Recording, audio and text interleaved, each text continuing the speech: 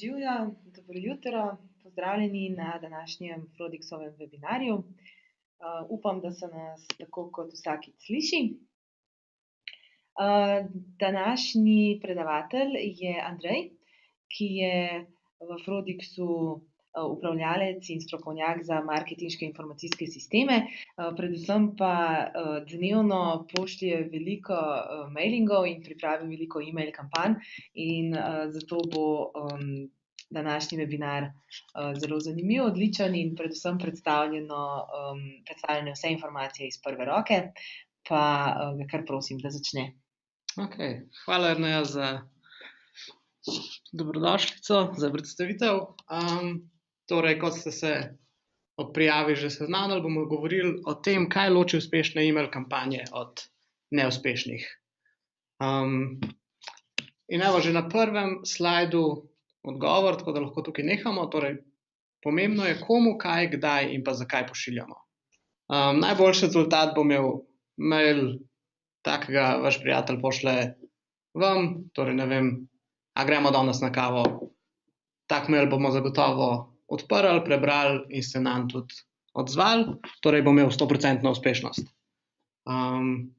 Torej, vedno funkcionirajo osebni, personalizirani maili, ki jih nekdo želi dejansko prejeti od nas, manj pa funkcionirajo neki e-mail blesti, kot jim rečemo, torej da vsem pošljemo enaka vsebina, vsem pošljemo vse, kar imamo, in dejansko samo tipamo, ali bi koga mogoče kdaj kaj zanimalo. Torej imamo dva možna pristopa.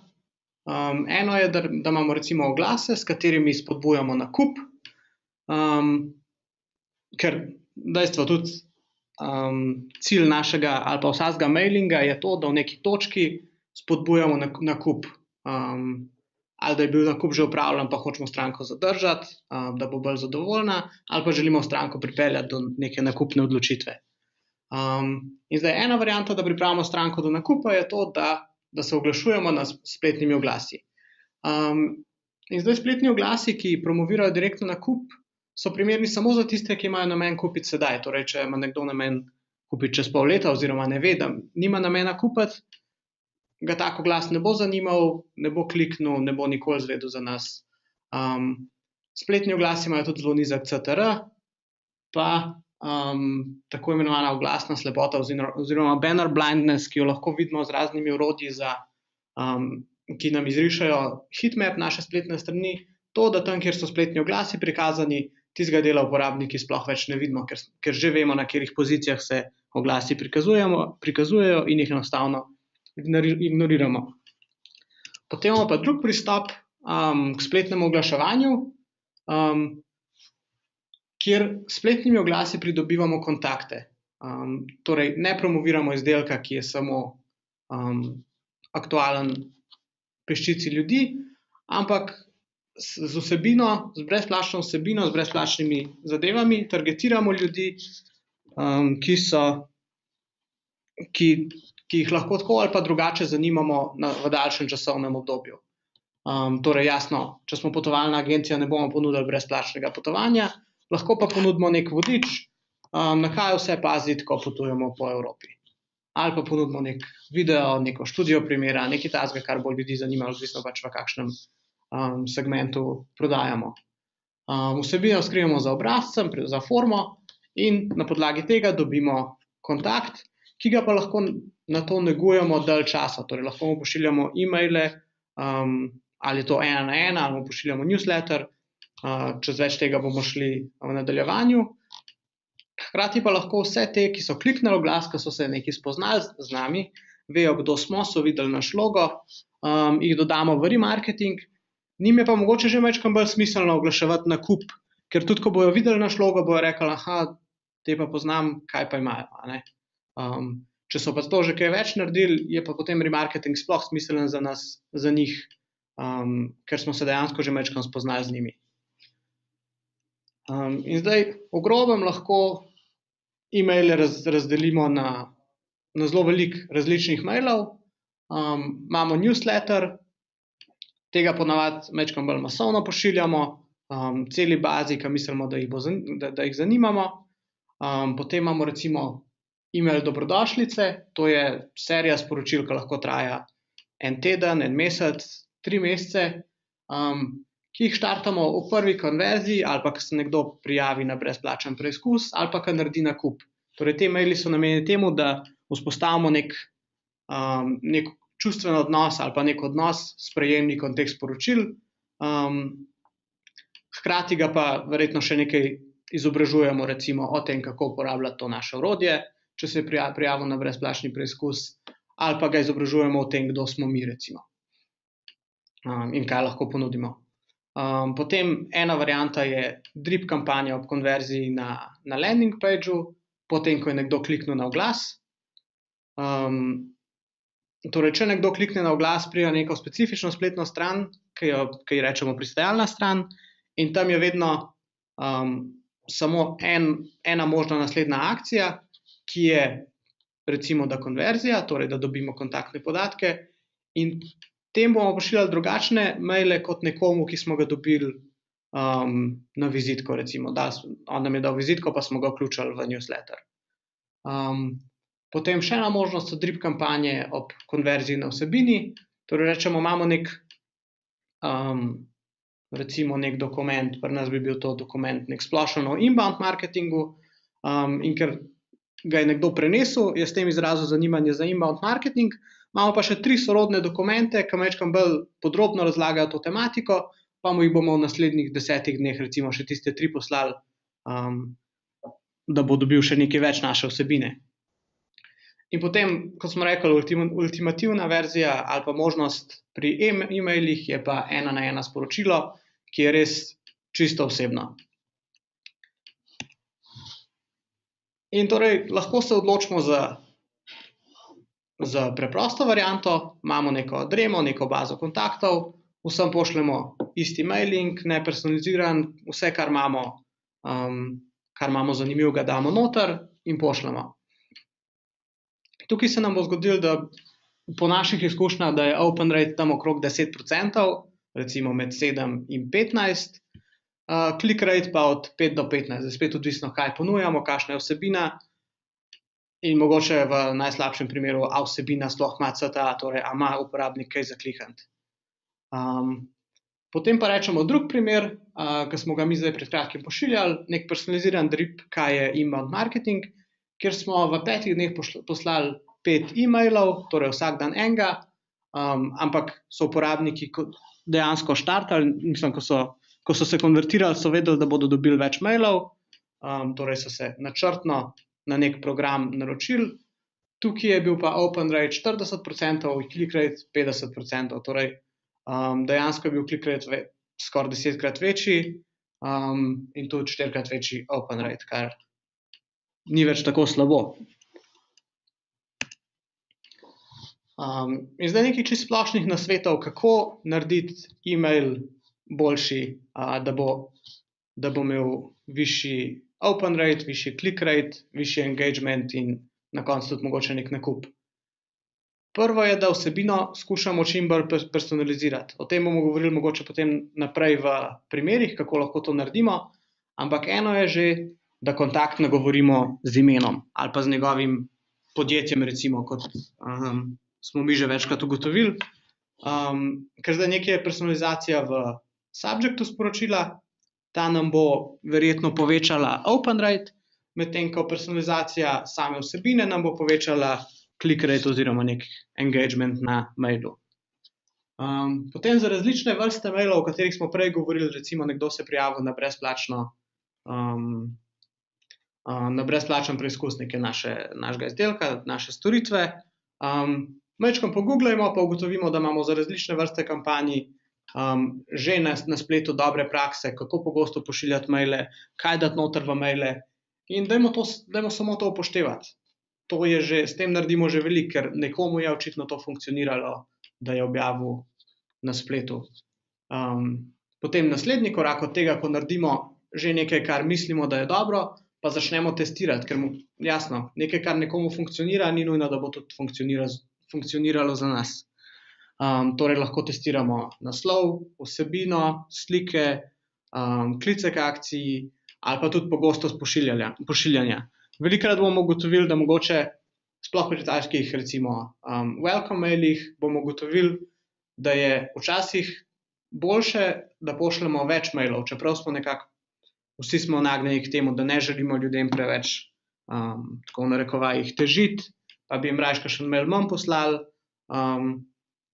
Ampak v primerih se izkaže, da če se je nekdo na nekaj prijavil, da je takrat v bistvu zelo odprt za to in je kakšen mail več, ni čisto noben problem. Jasno pa moramo potem personalizirati ali pa optimizirati celotno pot uporabnika, torej od prvega stika z nami, ali je to oglas, ali je to nek prvi mailing, ali je to neka objava na socialnih omrežjih, do samega konca, torej do nekega maila oziroma v bistvu čisto na koncu do nakupa, torej optimiziramo oglase, pristajalne strani, točke konverzije, nakupni proces, torej čim bolj olajšajmo uporabniku, da na koncu opravi nakup oziroma že na začetku, da se odloči za klik za konverzijo. To je v splošnem to. Zdaj pa v bistvu tisti bolj zanimiv del, neki primeri iz prakse, ki funkcionirajo, pa bomo vse potem probali še majčkeno širše aplicirati na čisto take boljše primere. Prvi primer je spletna trgovina Doggyloot. Oni so neka taka nekaj med Grouponom pa spletno trgovino, ki je fokusirana samo v bistvu na izdelke za pse. In recimo dve stvari, s katerim so si ful dvignili na koncu v bistvu nakupe izdelkov. Ena je, da so naredili sistem zapuščenih košaric, ki je pa v ozadju povezan z dejansko zalogami.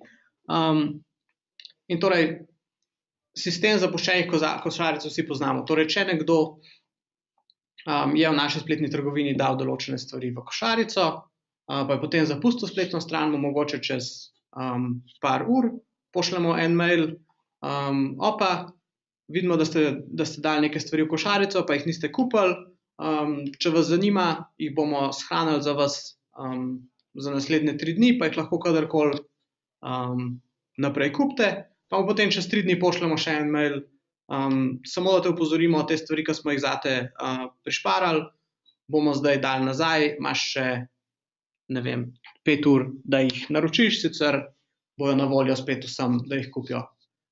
Kar je naredil Doggyloot, dejansko so v mail rekli, ok, prikažemo tudi dejansko, koliko je še teh izdelkov na zalogi. In s tem so naredili neko tisto občutek nujnosti, da moraš kupiti, če želiš to dobiti za tako ceno. In tak resničen občutek nujnosti. Torej, dejansko je tukaj samo še 5 izdelkov na zalogi, samo še 3 izdelki. Ker velikokrat vidimo take umetne, da marketingerji dajo umetne občutke nujnosti, v smislu, pokličite sedaj in samo to in to in to. Ali pa ta akcija traja samo še 5 dni, pa akcijo smo videli že 2 meseca nazaj, da se je štartala. Druga stvar, ki so jo pa naredili, ob registraciji zahtevajo en dodaten podatek in to je velikost psa.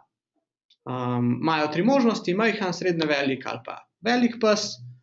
In kar na podlagi tega naredijo, pošiljajo personalizirane maile, kjer nikoli ne bodo poslali oglasa za 50-kilogramsko vrečo briketov za lastnike majhnih psov, ker to nima smisla. In s tem so si, mislim, da dvignili prodajo za 30%. In ja, vem, vsi se trudimo narediti forme za prijavo čim krajše, čim bolj optimizirane, ampak če nam lahko nek dodaten podatek doda ful veliko vrednosti, ga pa definitivno vključimo, ker je večkrat, ker 30% višja prodaja nam veliko več pomeni, kot to, da se je, ne vem, 5% več ljudi ali pa manj ljudi zaradi tega konvertiralo na formi za prijavo. Naslednji primer je enega glasbenika oziroma glasbene skupine. Tukaj ni bilo navedenega točno vira, za katerega glasbenika gre, je pa to primer od ene storitve SparkPage. In kaj oni naredijo? Ko se jaz zanimam na nekega glasbenika in se prijavim na njegovo mailing listo ali pa nekje drugje naredim eno konverzijo, oni me ne uvrstijo takoj med prejemnike newslettera, kjer bom dobival vse neke tiste take puste informacije o tem, kje je danes glasbenik igral oziroma kje bojo v tem tednu nastopili, ampak in podobne stvari, ampak se najprej zažene neka serija mailov dobrodošlice, ki je namenjena temu, da v bistvu vzpostavi neko čustveno vez oboževalca pa glasbenika. In to izgleda recimo tako, prvi dan najprej glasbenik pošlje nek tak personaliziran mail, hvala, da si se prijavil, jaz sem ta pa ta, kot že veš, imam tako pa tako glasbo in to je moja spletna stran. Recimo po enem tednu pošlje 3 najbolj popularne YouTube videe, ki si jih lahko kot pač nekdo, ki me ta glasbenik zanima, pogledam, poslušam, mogoče neko YouTube playlisto mi dajo in sem zadovoljen. Potem recimo zopet čez en teden ali pa čez 6 dni dobim še en mail, ki reče glasbenik živjo, če me želiš še drugje slediti, so tukaj moja socialna omrežja, sem na Facebooku, Twitterju in na Soundcloudu. Tukaj lahko poslušaš mojo muziko, kadarkoli me karkoli vprašaš na Twitterju, in res nek tak zelo oseben mail. Potem pa kar so naredili še 6 dni kasneje, so dali neko tako mini darilo. Ampak tako, ki ga v bistvu uporabnik ni pričakoval, je pa neko resnično darilo, torej ne nekaj, kar je v bistvu lahko že na spletni strani najdel. Ampak recimo nek hit izpred nekaj let, ki se je ful vrtel na radiju kot MP3 za prenesti. Ali pa akustično, ali pa mogoče posnetek iz koncerta, različice pesmi, ki ni nikjer drugje na voljo kot v tem mailingu, torej nekaj, kar res razveseli uporabnika. Na podlagi tega darila so mu pa v bistvu 3 dni kasneje poslali mail z neko promocijo, ali je to nakup albuma ali pa promocija za nakup karte za koncert. In ugotovili so, da če pošljejo 3 dni prej darilo, da se število nakupov pri zadnjem mailingu dejansko podvoji, kot če tega darila ni. In to lahko v bistvu vsi naredimo, torej ne vem, organiziramo dogodek, imamo ljudi na neki mailing listi, 3 dni preden jih želimo povabiti na dogodek, in pošljemo nekaj uporabnika, torej da vzpostavimo neka pozitivna čustva do nas, in potem, ko jih bomo za nekaj prosili, ali je to za prijavo na dogodek ali pa nek nakup, bodo ljudje bolj pozitivni do te odločitve in nas bojo bolj z veseljem podprli. Naslednji primer, e-sporočila berljiva na mobilnih napravah. Tega sem vzel od ene naše stranke. V lanskem letu do decembra smo pošiljali maile, ki niso bili prilagojeni za branje na mobilnikih, torej jih je bilo treba zoomati, nekaj levo-desno swipati in podobno. Potem pa smo e-mail majčkeno prenovili, pa ga naredili responsive, tako da se v bistvu na računalniku in na telefonu enako berljivo prikaže, torej da ni treba levo-desno se premikati, ampak ga lahko uporabnik dejansko prebere, in s tem smo dvignili click rate za 5%, kar je v bistvu kar dosti. Če recimo 200 ljudi mail odpre, smo dobili zaradi tega 10 več ljudi kliknili kot prej. Naslednji primer, Groove, gre pa za primer po recimo zaključenem free trialu, kar so naredili, ko ti poteče brezplačen preizkus, so 7, 21 in 90 dni po poteku poslali nek tak oseben e-mail, vidite, da je v bistvu čisto tekstovan, kot da ga je poslal direktno ta vodja prodaje, kjer so ponujali, če želiš, če te zanima, ti lahko brezplačen preizkus podaljšam se še za 14 dni in lahko še preizkušaš, preden se dejansko odločiš. In v bistvu na prvi pogled zgleda ta mail po 90 dneh v bistvu že zelo, zelo daleč od tiste, od konverzije oziroma od zadnjega dneva brezplačnega preizkusa. Pa bi si rekli, a se ljudje sploh še spomnijo, kaj je Groove, kaj je to za ena storitev. Ampak kar so oni ugotovili, da imajo na tem zadnjem mailu po 90 dneh še vedno konstantno 2% konverzijo za podaljšanje brezplačnega preizkusa. Kar pa v bistvu, karkoli dobimo 3 mesece po nekem zadnjem stiku, ko je bila stranka za nas zainteresirana, je v bistvu samo plus. Torej, isto bi lahko naredili recimo z zapuščenimi košaricami. To, da recimo sestavimo serijo 3 mailov zapuščenih košaric, enega po enem dnevu, enega po enem tednu, enega pa po enem mesecu, in v tistem mailu po enem mesecu ponudimo recimo 20% popust. Ker če nekdo ni kupil v enem mesecu, verjetno ne bo, in kakršenkoli prodajo naredimo takrat, tako seveda, da jo ne naredimo z izgubo, je v bistvu plus za nas, ker stranko smo tako ali tako že skoraj izgubili, torej ni bila več na spletni strani, ni nič več delala, torej je vse, kar takrat naredimo, samo še pozitivno. In zdaj pri teh mailih, jasno, lahko ga napišemo tako, da izpade, kot da smo obupani, v smislu, 90 dni ali pa ne vem, en mesec nazaj si bil pri nas, res bi radi, da kupaš, tukaj je kupon za 20% popusta. To mogoče izpade majčkeno obupano oziroma kada si res želimo prodati, majčkeno vsiljivo, lahko pa dejansko ta mail po enem mesecu zapakiramo v neko akcijo, v smislu rečemo, pomladna akcija je, tukaj je kupon za 20% popusta. Ni niti potrebno več omenjati tiste zapuščene košarice. Naslednji primer je Vodafone, eden večjih evropskih operaterjev.